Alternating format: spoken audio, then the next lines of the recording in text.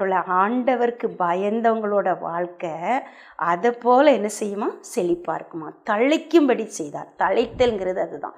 முளைத்தல் அப்படின்னா அது எல்லாருக்கும் உள்ள ஆசீர்வாதம்.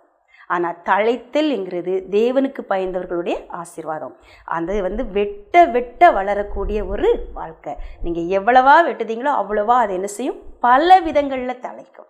எவ்வளவா அது வெட்டப்படுதோ, எவ்வளவா அது மற்றவங்களால் நெருக்கப்படுதோ, எவ்வளவா அது ஆண்டவருக்காக சகிக்கோ, எவ்வளவா அது ஆண்டவருக்காக வைராக்கியமாக எழும்புதோ, அந்த அளவுக்கு அது என்ன செய்யும்னா அவங்களுடைய குடும்பங்களை கர்த்தர் தழைக்கும்படி பண்ணுவார். உலகத்துக்கும் மற்றவங்களுக்கும் வித்தியாசத்தை கர்த்தர் கட்டாயம் காட்டுவார். இன்னும் பார்த்தோன்னு சொன்னால் ஆரோனுடைய கோல் தலைக்கு துளிர்க்கும்படி கர்த்தர் செய்தார். அந்த கோல் ஒரு காய்ந்த கம்பை தான் வெட்டிட்டு வர சொன்னார் ஆண்டவர். எல்லாரும் என்ன செஞ்சாங்க? ஆளுக்கு ஒன்று எல்லாரும் கொண்டு வாங்க.